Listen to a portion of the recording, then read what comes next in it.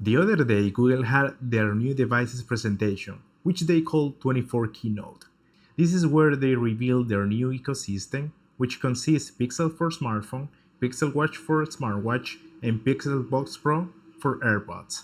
And I did some research to show you all the details that you need to know. Hello, my name is Alberto, and today we're gonna talk about the latest news from Google. But before we get into it, do not forget to subscribe and like this video down below, as I will be covering more products like this in the future. So, enough of boring introductions, let's begin.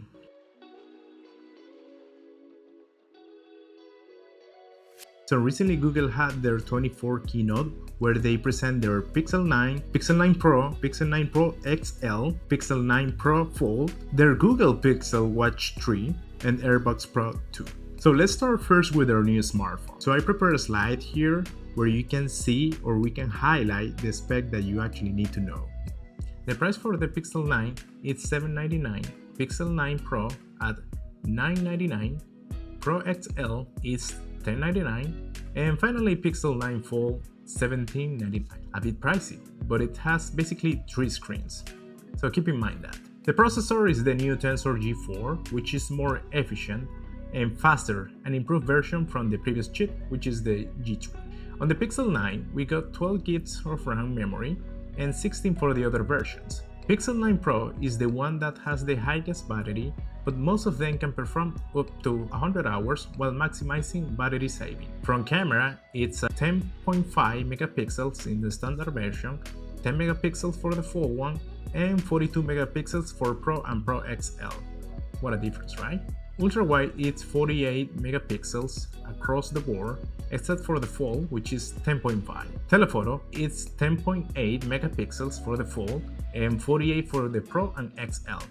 Obviously, the Pixel 9 doesn't have it. The screen size are 6.3 inches for 9 and Pro, Pro XL a bit bigger with 6.8, and Fold version is 6.3 inches for the exterior screen, and for the inside screen it's 8 inches. Something that I like is that between 9 Pro and Pro XL, the only difference is a bigger screen and better battery. But overall, they have the same performance, which is nice for the people who prefer smaller fonts, like me for example. So colors. So for the colors, they have different colors this time around depending on the version. So for example, Pixel 9 colors are pink, light green, white and black. And the 9 Pro and XL, the colors are white, lighter pink, and we have gray and also black. Pro Fold is just white or black. So Google Pixels have been known for being cheaper than the other competitors like Apple or maybe Samsung, and that is because they used to be software phones. But with these new versions, as you notice, prices are a bit higher, and that is because they're working more on the hardware, and that's actually great because that's making them a more complete phone than before. If this is the route that they're taking, then I'm happy with it, because this will be creating a more competitive market for phones, as the other competitors, they will have to improve a little bit more if they want to catch up. So that's a win for us customers. A strong point that Google is coming this year is, of course, AI. Gemini, which is the Google AI, is going to be involved in the whole phone system. Gemini will show up at the bottom of the phone like a search box. It's going to be similar to Meta AI for WhatsApp, if you're familiar with, and it will be pretty much replacing Google Assistant. Guys, we have to start getting familiar with AI and also used to it because it's going to be pretty much everywhere. A few things that I want to highlight with AI from Google or Gemini. Gemini will create a custom letter for you depending on your city about the weather. You can also search like a YouTube video and you can ask Gemini to describe it for you. When you're texting somebody or maybe you are writing down an email, it will correct the grammar for you. That's actually pretty helpful, especially for me since I commit so many grammar mistakes sometimes. You can also start a conversation with Gemini, pretty much similar to ChatGPT, and yes, you can change the voice of Gemini. So you don't need to have the same voice over and over. You can always change it maybe for a female voice, a male voice. That's pretty cool. The screenshot application. This will be an application that will store all your screenshots and Gemini will order those for you, and it will also try to learn about those screenshots. For example, if you took a screenshot of, I don't know, recipe, and then it will start studying what's the recipe about. And then you can go ahead and search it, and you can tell Gemini, hey, I'm looking for a screenshot that it's about, I don't know, cooking, or maybe cooking salmon, or maybe cooking some barbecue ribs, and it will find the screenshot for you just by describing it. How cool is that? It would also save the URL from, I don't know, maybe if you took a screenshot from some Amazon product, and it will also save the price, so you don't have to go there and check it out again. I actually never thought that we will need something like this. What do you think about it? Leave it in the comments below. I want to hear your opinion about it. There is another feature called Reimagine, where you can edit your photos using AI. Maybe you can change the tone of the photo, maybe you can add something that you want to, or maybe you can have them removing somebody in the picture that you don't want them in.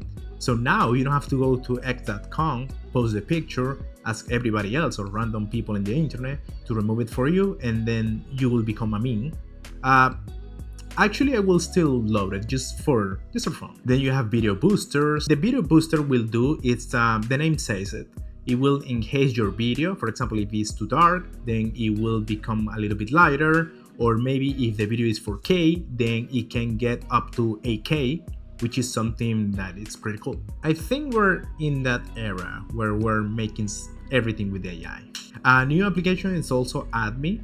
In AdMe, basically you can take a photo, and if nobody else is around to take the picture, then you can take the picture A of the group, and then somebody from that group can go ahead and take a picture of their person that it's missing, and then what AdMe will do, obviously through AI, is going to add that person to the picture. I never knew that I will need this, because usually I will just get I didn't think we will need this, so now now everybody can get in the picture. I guess now I know some people will say this is awkward or maybe it's not worthy, but guys, this is a new technology and these are like the first steps. So imagine what we could do in the future, or maybe what people will be able to do with I don't know, some kind of imagination. I'm actually excited to try this one. So it will only get better from this moment, or maybe they will scratch it. So the Pixel Studio, it's going to be an application where you can give them some prompts and it will create images for you using AI, of course. And this one is going to be faster than AI, because normally in AI you give them a prompt and then it will go through the network and then it will create it and then it will send it back to you.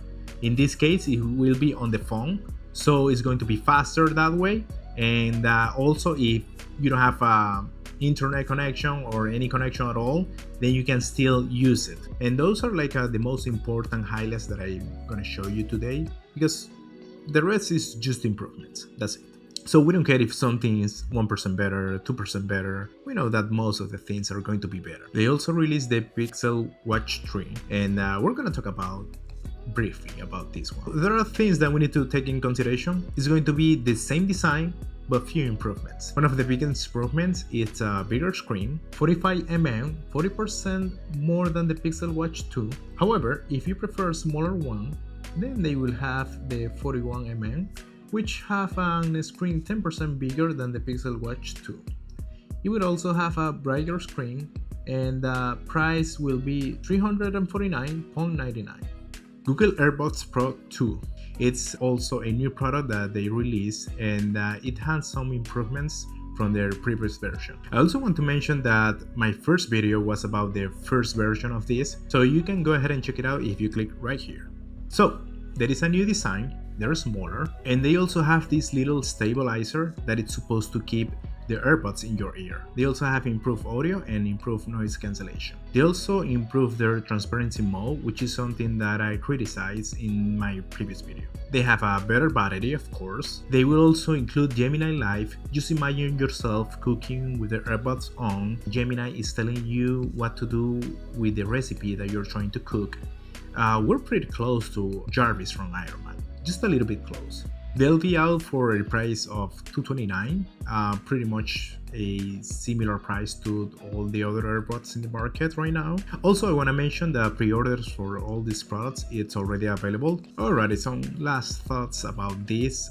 Some people that I know, they are not into Google products, they prefer other brands, and I think if they give their chance to Google, they will enjoy these products as much as I do. Google products, I think they're really top products, and especially since they're always trying to improve their software, and nowadays they will trying to improve their hardware as well. I can't wait to give them a try. Alrighty guys, that's it for today's video. Let me know in the comments which product would you like to try or maybe test, and thoughts about this new AI feature. Is something that you will use? It's something that you may don't like? Will you use them? I hope you guys like this video. Do not forget to subscribe if you want to see more tech videos related. Thank you, and I'll see you in the next one.